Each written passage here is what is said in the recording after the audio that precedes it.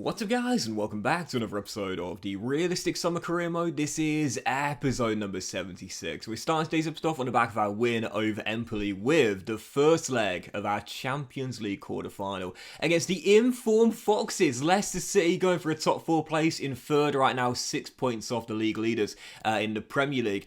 And when you see their team here, I mentioned it when the tie was drawn. It's a decent team. It's a pretty decent team, to be fair. There are quite a few players in this team. Tosin Adarabioyo's now 84 rated, Zabeldi 84, Kakare 85, Chuck Wees is there as well in the midfield too. It's a pretty solid team, to be fair. And as I run you through it here, you'll see it is a 5-star side as well. Several players in the mid-80s, DCL up top and Raspadori, someone who I wanted to sign as well in this Inter Milan side. This is a decent team. Yes, of course, you'd probably say, looking at the teams remaining in the quarter-final, they are one of, if not the weakest side remaining, but it's not a bad team. They're in the top 4 in the Premier League for a reason. And right now in the quarterfinals of the Champions League as well, just like they were back in 2017. So heading into the game, obviously firm favourites despite that being the case. But as we know recently, yeah, we know our treble dreams have now died after our exit in the Coppa Italia semi-finals. I gotta say, I was feeling pressure. Last season we got to this stage of the competition, asked to reach the final, and we were knocked out by our former team Man City. This is our third Premier League side in 4 Champions League knockout ties. Would lightning strike twice, just like we did last year against Man City, or will we avenge our demons? Well, starting the game off, I wanted to be attack-minded and on the front foot right from the very first whistle, but I didn't get the best of starts. A simple save there for Alphonse Areola kept it goalless, and another one there from range as it was still 0-0. And right before the break, a chance to get ourselves in front in a very tedious first half, and being honest, a great ball by Scamacca, Chiesa in behind Biscagli, but once again it's the French shot stopper with the save. So didn't create that many chances in the first half, and now towards the end of the half the game did start to liven up a little bit. Leicester hadn't caused much problems, but they looked the most dangerous one on the counter, and I've got to say this was really lucky as well. Right before the break, DCL was about to run clear one-on-one. You know, especially when you're playing online, when you try and tease your opponent by holding down the triangle or whatever it is on Xbox Y, I think, and bringing your goalkeeper out slightly and then bringing him back in. Sometimes it works, sometimes it doesn't. This time it did, and thank God for that. The former Toffee didn't get the right elevation on the chip. Onana makes the save, and half-time was blown. So the break, it was still 0-0. Leicester, I think, would have taken this going back to the King Power. And as the second half begins, I thought, just like the first half, they'll only be really looking for counter-attacks. They won't cause me any problems. How wrong I was. They started the second half off the stronger team. 48 minutes in, Andre Onana makes a great save in the near post. It's still 0-0. And a couple minutes later, another chance for them to get themselves in front. Scott McTominay, the former Red Devil, finds Dominic Calvert-Lewin. Back to Chuck Wees. Quick little 1-2. And once again, it's Andre Onana with the save. And this continued for the first 10-15 minutes in the second half. All Leicester City. Tosin Adarabioyo to Rafael Guerrero. 10 minutes after the restart, as Dennis Praet gets on the ball, turns Denzel Dumfries, rolls it through, and what a double save by Andre Onana. 3 huge saves in 10 minutes in the second half. I'd not started at all, and Brendan Rodgers knew they wouldn't get that many chances in the second half, and they were denied by Onana every single time they had a good opportunity. Still 0-0. Were they going to rue those missed chances? Well, 64 minutes in, great ball out wide, found Molina in space, quickly offloads to Barella. And oh my goodness, talk about relief. 19 minutes after the restart, after we weather a storm, we take the lead against the run of play. And who gets the goal? Gianluca Scamacca. This is why Moise Kean is not even on the bench in these Champions League midweek nights, because our number 9 is on fire. One of the top scorers in the Champions League, 8 goals in as many games, and Inter are in front against the Foxes. We'd weathered the storm after Scamacca broke the deadlock. Very little going on until stoppage time. One final chance of the Foxes. Could we prevent them getting a draw to take back to the King Power? One last chance. Calvert-Lewin finds Praet, takes it around Dumfries, holds off the skipper, brilliant piece of dribbling, and chips it to the far post. And who's there to turn it in? DCL. Yeah, one of my fan favourites a couple of years ago in my Sheffield United career mode, but a heartbreaker in this game here. And to be honest, I'm just going to say, deserved. Absolutely deserved. At full time, you can see why I wasn't livid or anything like that, and you can see why Onana was gassed as well. He had a workout in this game, but I'll be totally honest here, I did not play very well in this game. We had some chances late on in the first half, but really they weren't the best. One good one-on-one save for Areola. Other than that, didn't cause them that many problems. And when you look at the second half start from Leicester, I mean, how they weren't leading in the second half, how they didn't lead this game at any point, really, was a bit of a mystery. And when I say a mystery, I think the obvious answer is because Onana was just an absolute beast in that game, particularly in the first 10-15 minutes of the second half. No doubt about it. Had we won that game, it would have been really undeserved. Would have been totally fortunate, to say the very least. I think a draw, even that, I think, is a little bit lucky for me. So going back to the King Power, it's tied at 1-1. And like I said, you know, when the tie was drawn, don't get me wrong, I'd much rather face Leicester than Manchester City or Real Madrid, who are in this last 16 as well. But I knew it wasn't going to be easy. I knew we wouldn't brush them aside. First leg, case in point, a stoppage time leveller from Dominic Calvert-Lewin, final kick of the game, and it's 1-1, all square, heading back to the King Power. So second game of today's episode, 8 games to go, 12-point gap on Juventus in the Serie A right now as we stay at the San Siro and face Spalletti's Napoli. Obviously, we beat them in the Coppa Italia final last season for so far our only trophy of the save in this stint with Inter Milan. So taking on Napoli, aim to get a big win here, stay clear of Juve, and you know, I would say right now we've got one hand on the trophy. You know, I never like to be too arrogant, and because I've bottled quite a few things in this FIFA in particular,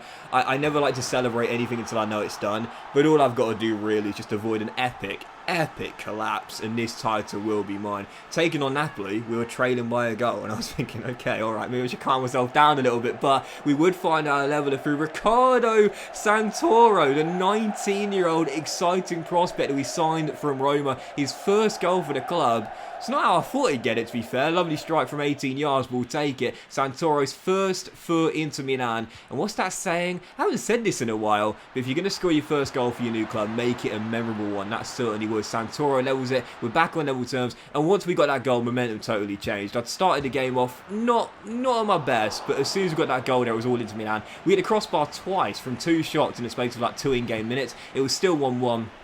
How that ball didn't cross the line there, I've got no idea. A blade of grass separated us from going 2-1 up, but right from the goalkeeper's kick out, we win it back. A quick little 1-2 between Federico and Moyes, our dynamic duo, and Chiesa puts us in front for the first time. Turnaround completed, 2-1 at the San Siro. And I was thinking, thank God for that. Twice I did the woodwork there, third time's a charm. What's that saying? If you first you don't succeed, try again. So yep, leading by a goal, and from that I just stayed in attack mode. I just kept on attacking because, you know, defensively I have picked it up over the past couple of seasons. Really, there's no doubt about that. You know, I really do struggle in this year's FIFA to defend. It is my Achilles heel. I talk about it a lot. There are certain goals I just can't stop, especially when the ball's worked in from the flank. But I have gotten slightly better at defending, but goal scoring will always be my strongest side of the game, if you will. So I just thought, if I can't keep many clean sheets, just got to keep on scoring goals. And late on in the first half, we were leading by 2. We then led by 3. A quick fire brace for Moise Keane, who makes it 4-1, and that was an absolutely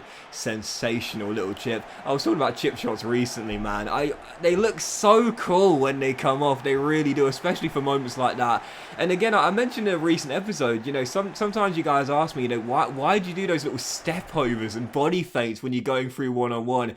It doesn't put the goalkeeper off at all. It makes no difference whatsoever. If anything, it actually makes it harder to score because your striker's slightly off balance, but it just looks cool. I'll just be honest, aesthetically, it just looks really cool. So you won't catch me doing it when it's 0-0 in the 85th minute, but when I'm 3-1 up 45 minutes in, yeah, I wouldn't mind trying it and see if it comes off.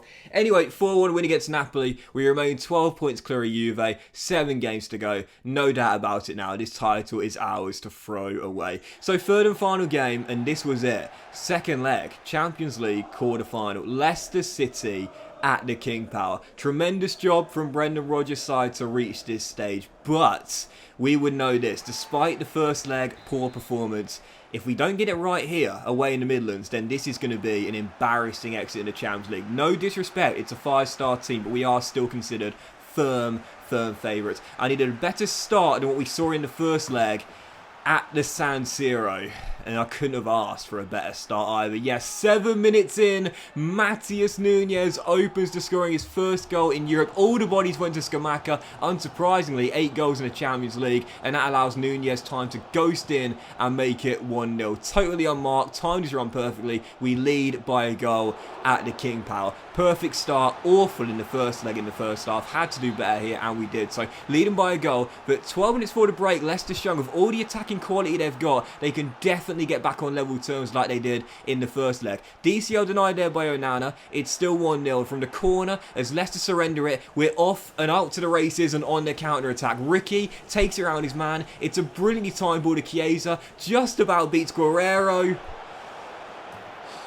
And Federico Chiesa, 2-2 in all competitions, my top scorer this year. And there's been so many big players for me this season. I mean, seriously, Onana's been an amazing signing. Keane's been good in the league. You know, Nunes, I think, is so underrated in this team. But there's no doubt about it. Scamacca might be our top scorer in the Champions League, but this is my main man this year. He always seems to deliver. Federico Chiesa puts us 2 goals up in the first leg, and at stoppage time, we almost went 3-0 up. Great save by Alphonse Areola, catched it 2-0, and from the following attack, Scamacca scuffs his shot, and really, I should have gone 3-1 up there, and that, 3-0 up there, and that would have been tie over at the King Power. Regardless, we put right what we got wrong in the first leg.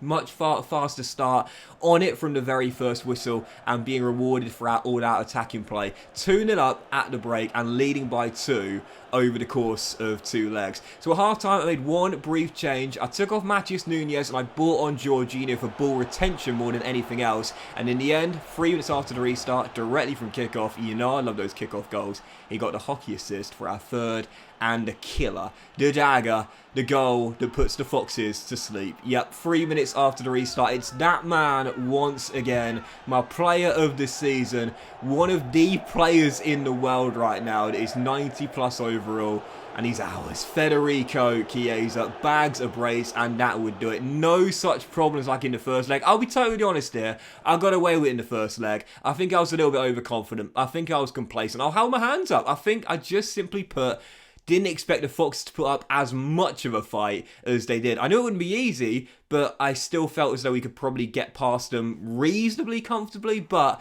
in the end, we get it right in the second leg. 3-0 the final score, 4-1 over 2 legs. Inter Milan are through to the Champions League semi-final. Arsenal in the treble, we know we can't do that, but the Serie A is almost ours, and now into the final 4 of the Champions League. Inter Milan will be taking on in the Champions League semi-final. Wait for it, I've got to go for one day in the calendar. I always seem to get this wrong. Champions League semi-final, Inter Milan will be taking on.